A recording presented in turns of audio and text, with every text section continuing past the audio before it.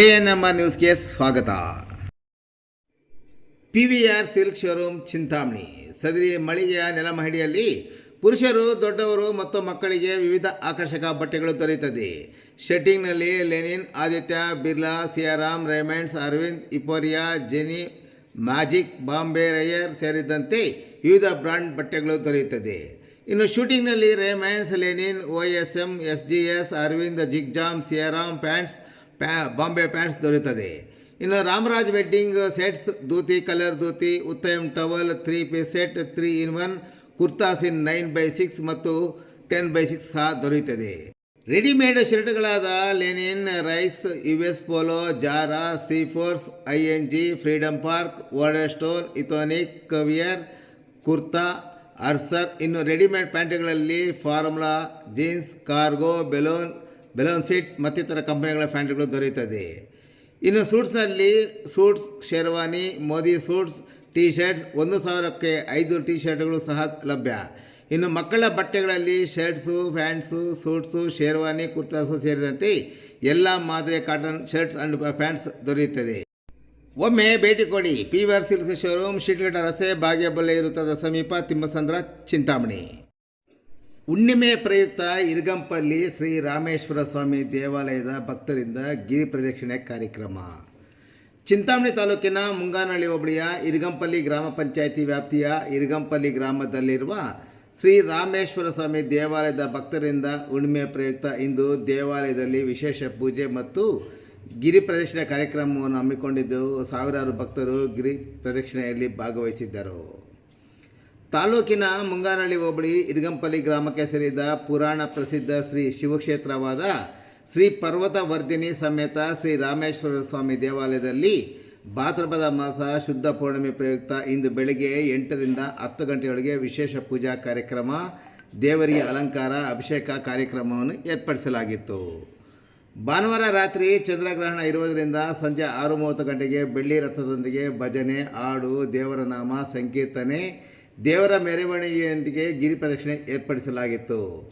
ನಂತರ ಚಂದ್ರಗ್ರಹಣ ಇರುವುದರಿಂದ 7ರಿಂದ 8:30ವರೆಗೆ ಬೆಳದಿಂಗಳಿನಲ್ಲಿ ಅನ್ನಪ್ರಸಾದ ವಿನಿಯೋಗ, ನಂತರ ಆಧ್ಯಾತ್ಮಿಕ ಪ್ರವಚನ, ನಂತರ ಇಡೀ ರಾತ್ರಿ ನಾರಮಾಕ್ಲಹಳ್ಳಿ ಬ್ಯಾಂಕ್ ನರಸಿಂಹಯ್ಯ ಮತ್ತು ಡ್ರೈವರ್ ಸಿಮಿಗಿರಪ್ಪ ತಂಡದವರಿಂದ ಭಜನೆ ಕಾರ್ಯಕ್ರಮವನ್ನು ಸಹ ಹಮ್ಮಿಕೊಳ್ಳಲಾಗಿದೆ. ಗಿರಿ ಪ್ರದಕ್ಷಿಣೆ ಕಾರ್ಯಕ್ರಮದಲ್ಲಿ ಇರಗಂಪಲ್ಲಿ ಹಾಗೂ ಸುತ್ತಮುತ್ತಲಿನ 100 ಗ್ರಾಮಸ್ಥರು ಭಾಗವಹಿಸಿದರು. ಭಾನುವಾರದ ಈ ದಿನದ ಸೇವಾಕರ್ತರು ಗೆಂಗಿರೆಡ್ಡಿಯವರ ಕುಟುಂಬ, ಸಾವಿತ್ರಮ್ಮ ಮತ್ತು ಮಾಜಿ ಜಿಲ್ಲಾ ಪಂಚಾಯಿತಿ ಸದಸ್ಯರಾದ ಸ್ಕೂಲ್ ಸುಬ್ಬಾರೆಡ್ಡಿ ಹಾಗೂ ಕುಟುಂಬದವರು, ಗುಂದಿಗೆರೆ GN ಬಸವರಾಜು ಮತ್ತು ಕುಟುಂಬದವರು ಮತ್ತು ಈಶ್ವರ್ ಬಸ್ ಮಾಲೀಕರು ಶಿಡ್ಲಘಟ್ಟರವರು ವಹಿಸಿಕೊಂಡಿದ್ದರು.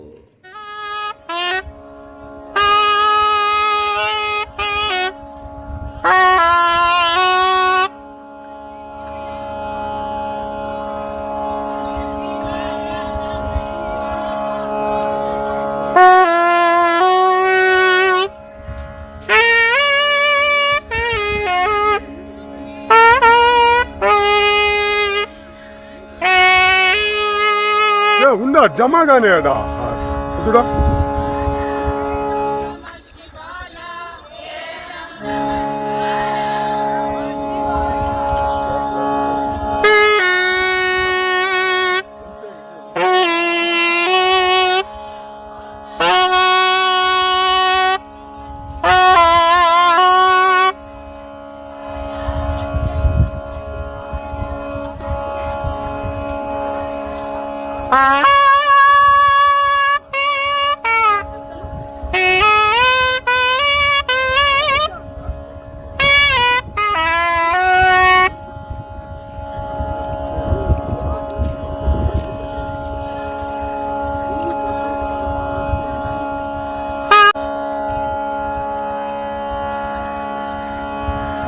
Ready?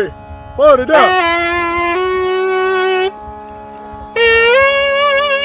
Hey, ನೀನ ಬಾರೋ. ತೆಗಿಬಾ. ತೆಗಿ ಕ್ಲೀನ್ ಆಗಿ ಮುಂದೆ ಹೊರಟೋಗ್ಬಿಡು. ಇರೋದು ಆ ದೊಡ್ಡ ಸ್ತಂಭದ ಹತ್ರ ದೀಪ ಇರೋದು, ಕಟ್ಟಿ ಹಚ್ಬಿಟ್ಟು ಎಲ್ಲಂದ್ರೆ ಅಲ್ಲಿ ಇರೋದು ಮಾಡಬೇಡಿ.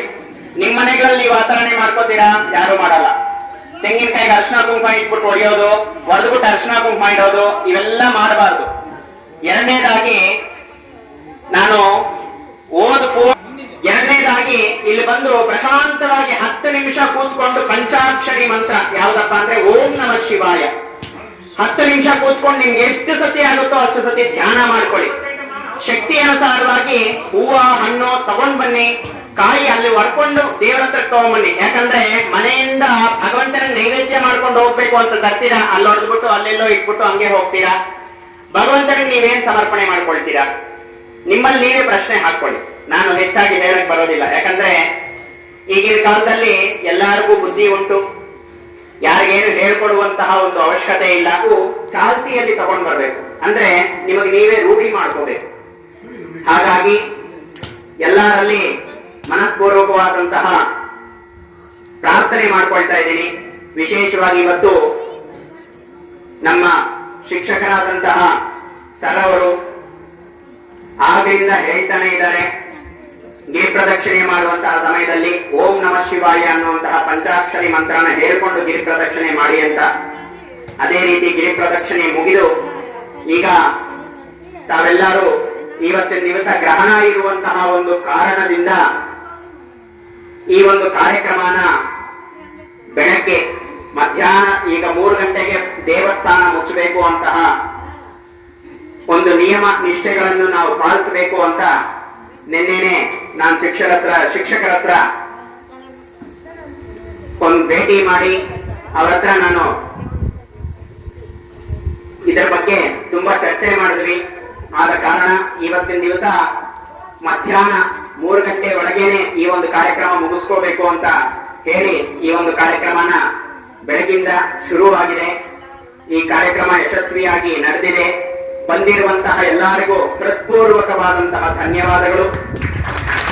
ಹಾಗೆ ಇವತ್ತು ಖಗ್ರಾಸ್ತ ರಾಹುಗ್ರಸ್ತ ಚಂದ್ರಗ್ರಹಣ. ಏನಪ್ಪಾ ಇದು ಚಂದ್ರಗ್ರಹಣ ಅಂತಂದ್ರೆ ವರ್ಷಕ್ಕೊಮ್ಮೆ, 2 ವರ್ಷಕ್ಕೊಮ್ಮೆ, 5 ವರ್ಷಕ್ಕೊಮ್ಮೆ, 3 ವರ್ಷಕ್ಕೊಮ್ಮೆ ನವಗ್ರಹಗಳು ನಿಮ್ಗೆಲ್ಲರಿಗೂ ಗೊತ್ತಿರುತ್ತೆ. ಆದಿತ್ಯಾದಿ ನವಗ್ರಹ. ಆದಿತ್ಯ ಅಂತಂದ್ರೆ ಸೂರ್ಯನಿಗೆ ಇನ್ನೊಂದು ಹೆಸರು. ಪ್ರಭಾಕರ, ದಿವಾಕರ, ಸೂರ್ಯ, ಆದಿತ್ಯ ಇವೆಲ್ಲವೂ ಆತನಿಗೆ ಒಬ್ಬ ದೇವರಿಗೆ ಹಲವಾರು ವಿಧವಾದಂತಹ ನಾಮಗಳಿರುತ್ತೆ. ಆ ರೀತಿ ನವಗ್ರಹಗಳಲ್ಲಿ ರಾಹು ಮತ್ತು ಕೇತು ಅನ್ನೋರು ದೈತ್ಯ ವಂಶಸ್ಥರು, ಅಂದ್ರೆ ರಾಕ್ಷಸ ವಂಶಸ್ಥರು. ಅವರು ಯಾವಾಗ ಸಮುದ್ರ ಮಥನ ಅಂದ್ರೆ ಅಮೃತಕ್ಕೋಸ್ಕರ ದೈವಲೋಕ ಮತ್ತೆ ದೈತ್ಯ ಲೋಕ, ದೈತ್ಯ ಅಂದ್ರೆ ರಾಕ್ಷಸರ ಒಂದು ಲೋಕಕ್ಕೆ ಯಾವಾಗ ಯುದ್ಧ ಆಗುತ್ತೋ ಆವಾಗ ಈ ರಾಹು ಮತ್ತು ಕೇತು ಅನ್ನೋರಿಬ್ರು ದೇವರ ಒಂದು ವೇಷಭೂಷಣದಲ್ಲಿ ಬಂದು ದೇವರ ಹತ್ರ ಕೂತ್ಕೊಳ್ತಾರೆ. ಈ ಸಮುದ್ರ ಮಥನದಲ್ಲಿ ದೈವಾದಿ ಲೋಕಗಳೆಲ್ಲರೂ ಜಯವನ್ನು ಸಾಧಿಸ್ತಾರೆ. ಆ ಜಯವನ್ನು ಸಾಧಿಸಿದಾಗ ರಾಹು ಮತ್ತು ಕೇತು ಅನ್ನುವಂತ ಇಬ್ರು ಅಲ್ಲಿ ಬಂದು ಆ ದೇವರ ಒಂದು ಸನ್ನಿಧಿಯಲ್ಲಿ ಅವರ ಜೊತೆಯಲ್ಲಿ ಕೂತ್ಕೊಳ್ತಾರೆ. ಎಲ್ಲರಿಗೂ ಅಮೃತವನ್ನು ಹಂಚ್ಕೊಳ್ತಾ ಹೋದಾಗ ಅವರು ಆ ಅಮೃತನ ತಗೊಳ್ಳಿದಾಗ ಅವರ ಒಂದು ನಿಜ ಸ್ವರೂಪ ಹೊರಗೆ ಬೀಳುತ್ತೆ.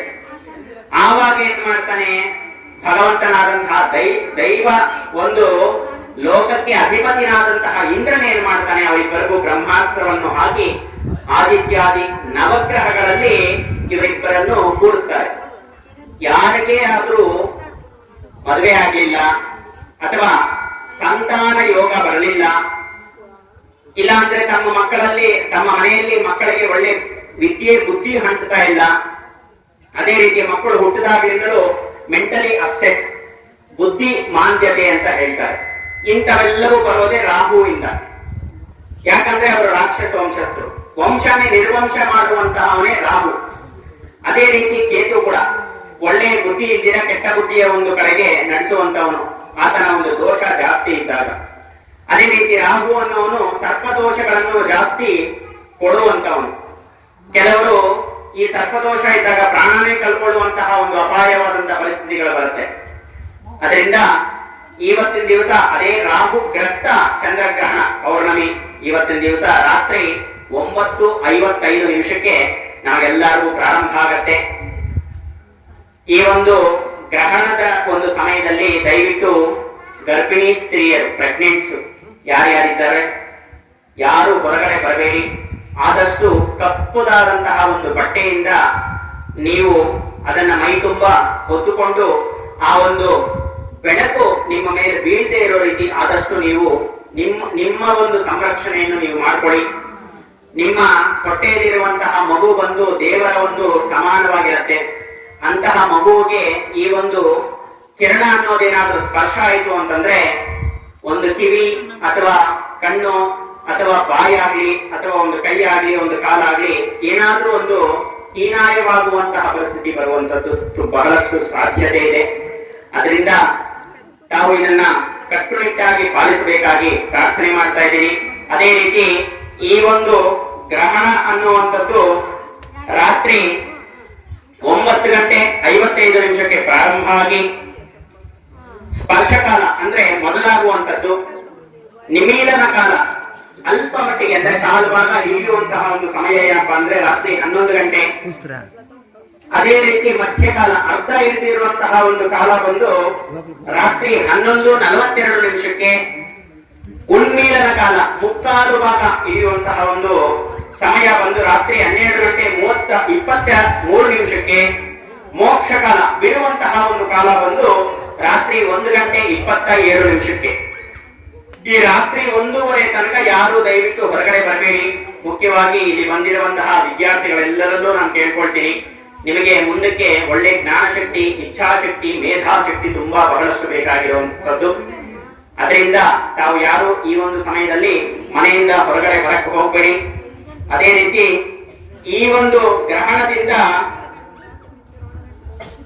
2 ನಕ್ಷತ್ರದವರೆಗೆ ಹಾಗೂ 2 ರಾಶಿಗಳವರೆಗೆ ದೋಷ ಅನ್ನುವಂಥದ್ದು ಇರುತ್ತೆ. ಆ ರಾಶಿ ಯಾವುದಪ್ಪ ಅಂತಂದ್ರೆ ಶತಭಿಷ ನಕ್ಷತ್ರ ಮತ್ತು ಪೂರ್ವಾಭಾದ್ರ ನಕ್ಷತ್ರದವರು.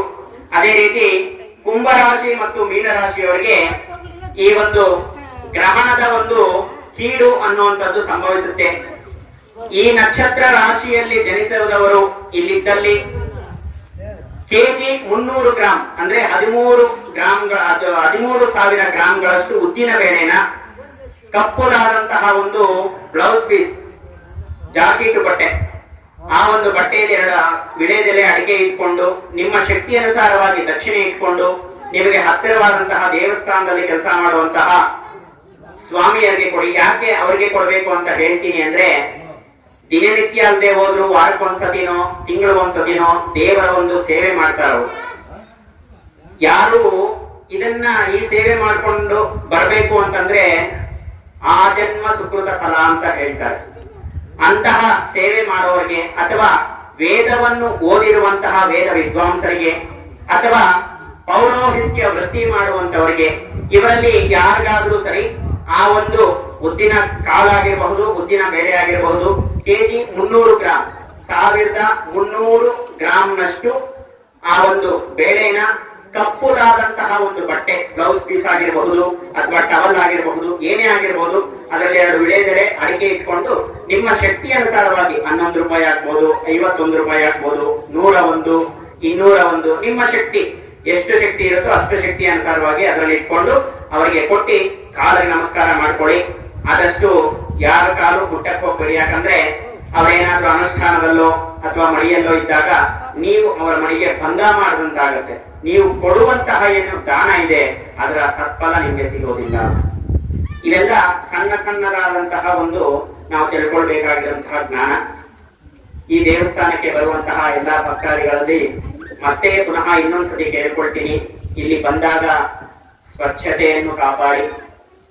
ನೀವೇ ಅಲ್ಲ, ನಾವೇ ಅಲ್ಲ, ಭಗವಂತ ಕೂಡ ಯಾರೇ ಆದ್ರೂ ಅಷ್ಟೇ. ಸರಸ್ವತಿ ಎಲ್ಲಾರು ನೋಡಿರ್ತೀರ ಫೋಟೋಲಿ, ಆಕೆ ಎಷ್ಟು ಬೆಳ್ಳಗಿರ್ತಾಳೆ, ಎಷ್ಟು ಕ್ಲೀನ್ ಆಗಿರ್ತಾಳೆ, ಆಕೆ ಮುಖದಲ್ಲಿ ಎಷ್ಟು ವರ್ಚಸ್ಸು ತೇಜಸ್ ಇರುತ್ತೆ. ಅದಕ್ಕೆ ಕಾರಣ ಏನಪ್ಪಾ ಅಂತಂದ್ರೆ ಸ್ವಚ್ಛತೆಯನ್ನ ನಾವು ನೀವು ನಿಮ್ಮ ಮನೆಯಲ್ಲೂ ಕೂಡ ಅಷ್ಟೇ ಕಾಪಾಡ್ಕೊಳ್ಳಿ. ಬಾಗಿಲುಗಳ ಹತ್ರ ದೀಪ ಅಣಿಸಕ್ಕೆ ಹೋಗ್ಬೇಡಿ. ಒಂದು ವೇಳೆ ನಿಮ್ಮ ಮನೆಯಲ್ಲಿ ಅಣಿಸ್ಕೊಂಡ್ರು ಕೂಡ ದೂರವಾಗಿರಿ. ಆ ಒಂದು ಶಾಖೆ ಅನ್ನುವಂಥದ್ದು ಹೊಸಲಿಗೆ ತಾಕದ್ರೆ ಅದಕ್ಕೆ ಎಷ್ಟು ನೋವಾಗತ್ತೆ. ಅದರಲ್ಲೂ ಲಕ್ಷ್ಮಿ ಇರ್ತಾಳೆ. ಏನ್ ಬಿಡು, ಅದು ಸುಮ್ಮನೆ ಕಾಣುವಂತಹ ಒಂದು ವಸ್ತು ಅಂತ ಮಾತ್ರ ದಯಮಾಡಿ ಯಾರು ನಿರ್ಲಕ್ಷ್ಯವನ್ನು ಮಾಡಬೇಡಿ. ದಯವಿಟ್ಟು ಎಲ್ಲಾರು ತಲೆ ತಂದ್ಕೊಳ್ಳಿ. ನಿಮ್ಮ ಮನೆ ಆಗಿರಬಹುದು, ದೇವಸ್ಥಾನಗಳಲ್ಲಾಗಿರ್ಬೋದು, ಎಲ್ಲೇ ಆಗ್ಬೋದು, ನೀಟ್ನೆಸ್ ಅನ್ನು ತುಂಬಾ ಕಾಪಾಡಿ. ಎರಡನೇದು, ಹೋದ್ಸತಿ ನಾನು ಕಂಡಾಗೆ ಅಮ್ಮನವರ ಒಂದು ಸನ್ನಿಧಿ ಹತ್ರ ಏನಕ್ಕ ಬ್ಯಾರಿಕೇಡ್ ಅನ್ನೋದನ್ನು ಇಟ್ಟಿದೀವಿ ಅಂತಂದ್ರೆ ಬಹಳಷ್ಟು ಜನ ಅಲ್ಲಿ ನಿಂತ್ಕೊಂಡು ಅಲ್ಲಿಂದ ಅಮ್ಮನವ್ರ ಮುಟ್ಟಕ್ಕೆ ತಾತ್ಸಾರ ಮಾಡ್ತಾರೆ. ಅದೆಲ್ಲ ಮಾಡಬಾರ್ದು. ಏನಕ್ಕೋಸ್ಕರ ಅಷ್ಟು ಒಂದು ಆಗಿನ ಕಾಲದಲ್ಲಿ ಪೂರ್ವಜರು ಎಷ್ಟು ವರ್ಷದ ಒಂದು ಇತಿಹಾಸ ಇದೆಯೋ ಈ ಒಂದು ಸ್ಥಾನದಲ್ಲಿ. ನಾನು ಒಂದ್ 2.5-3 ತಿಂಗಳಿಂದ ಇಲ್ಲಿ ಸೇವೆ ಮಾಡ್ತಾ ಇದ್ದೀನಿ, ದೇವರ ಸೇವೆ. ನಾನು ಬಹಳಷ್ಟು ಅನುಭವ ಪಡೆದಿದ್ದೀನಿ. ಯಾಕಂದ್ರೆ ನನ್ನ ಸ್ವಂತ ಅನುಭವ ಅದು ಹೇಳಿದ್ರೆ ಮಾತಲ್ಲಿ ಸಾಲು. ಅದರಿಂದ ಎಲ್ಲೇ ಹೋಗಿ ಭಗವಂತನ ಹತ್ರ ನಿಂತ್ಕೊಳ್ಳಿ, ನಿಮ್ಮ ಶಕ್ತಿ ಅನುಸಾರವಾಗಿ ಮನಸ್ಸಲ್ಲಿರುವಂತಹ ಒಂದು ಸಂಕಲ್ಪನ ನೆರವೇರಿಸಿ ಒಳ್ಳೆಯ ಒಂದು ದಾರಿಯಲ್ಲಿ ನೆರವೇರಿಸಿಕೊಡು ಭಗವಂತ. ಆತನ ಒಂದು ಅನುಗ್ರಹ ಸಿಗಬೇಕು ಅಂತ ಕೇಳ್ಕೊಳ್ಳಿ. ಈ ಅನುಗ್ರಹದಲ್ಲಿ ನಿಮ್ಮ ಆಯುಷು, ಆರೋಗ್ಯ, ಕ್ಷೇಮ, ಸ್ಥೈರ್ಯ, ಧೈರ್ಯವೀರ್ಯ, ವಿಜಯ, ಅಭಯ, ಆನಂದ, ಐಶ್ವರ್ಯ ಇವೆಲ್ಲವೂ ಒಳಗೂಡಿರುವಂತಹ ಒಂದೇ ಒಂದು ವರ ಅಂದ್ರೆ ಯಾವುದು? ಅನುಗ್ರಹ. ಆತನ ಒಂದು ಅನುಗ್ರಹ ಎಲ್ಲರೂ ಪಡ್ಕೋಬೇಕು ಅಂತ ಮಾತ್ರ ಪ್ರಾರ್ಥನೆ ಮಾಡ್ಕೊಳ್ಳಿ. ಹಾಗಂತ ದೇವಸ್ಥಾನದಲ್ಲಿ ಬಂದು ಯಾರೋ ಹೇಳಿದ್ರು ಅಂತ ಹೇಳ್ಬಿಟ್ಟು ಅರ್ಶಿನ ಕುಂಕುಮ ಎಲ್ಲಂದ್ರೆ ಅಲ್ಲಿ ಹಾಕುವಂಥದ್ದು. ಮೊದಲನೇದಾಗಿ ಶಿವನಿಗೆ ವಿಭೂತಿ ಪ್ರಿಯ. ಭಸ್ಮೋದ್ಧೂರಿತ ವಿಗ್ರಹಾಯ ನಮಃ ಅಂತ ಅಷ್ಟೋತ್ತರದಲ್ಲಿ ಇವತ್ತು ನೋಡಿ ಭಸ್ಮಮಯವಾಗಿ ಭಗವಂತ ಇದ್ದಾನೆ. ಆ ಭಸ್ಮನ ತಗೊಂಡ್ ಬನ್ನಿ. ಅರ್ಶಿನ ಕುಂಕುಮ ಬದಲು ಭಸ್ಮ, ಗಂಧಗಳನ್ನು ತಗೊಂಡ್ ಬನ್ನಿ. ಕುಂಕುಮ ತಂದ್ರು ಒಳ್ಳೆಯ ಶುಚಿಯಾದಂತಹ ಕುಂಕುಮವನ್ನು ತಗೊಂಡ್ ಬನ್ನಿ. ಎಲ್ಲರಲ್ಲೂ ನಾನು ಮನಪೂರ್ವಕವಾಗಿ ಕೇಳ್ಕೊಳ್ಳೋದಿದೆ, ನೀವು ನಮ್ಮ ದೇವಸ್ಥಾನ ಅಂತಲ್ಲ, ಇದೆಲ್ಲ ನಿಮ್ಮ ದೇವಸ್ಥಾನ, ನಿಮ್ಮ ಊರಿನಲ್ಲಿರುವಂತಹ ನಿಮ್ಮ ಭಗವಂತನು. ಆ ಭಗವಂತನನ್ನ ನೀವೇ ಸ್ವಚ್ಛತೆಯಿಂದ, ಶುದ್ಧಿಯಿಂದ ಎಷ್ಟು ಕಾಪಾಡ್ಕೊಳ್ತೀರೋ ನಿಮಗೆ ಅಷ್ಟು ಅನುಗ್ರಹ. ನಾನು ಭಗವಂತನ ಒಂದು ಸೇವೆ ಮಾಡಿ ನಾನು ಅನುಭವ ಪಡೆದಿದ್ದೇನೆ. ಆ ಒಂದು ಅನುಭವ ನೀವೆಲ್ಲರೂ ಪಡೆದು ಎಲ್ಲರೂ ಚೆನ್ನಾಗಿರ್ಬೇಕು ಅಂತ ನನ್ನ ಒಂದು ಮನದಾಳದ ಮಾತು. ಅದರಿಂದ ಇಷ್ಟು ನಾನು ಹೇಳೋದಕ್ಕೆ ಕಾಲಾವಕಾಶ ಮಾಡಿಕೊಟ್ಟಂತಹ ತಮ್ಮೆಲ್ಲರಿಗೂ ಹೃತ್ಪೂರ್ವಕವಾದಂತಹ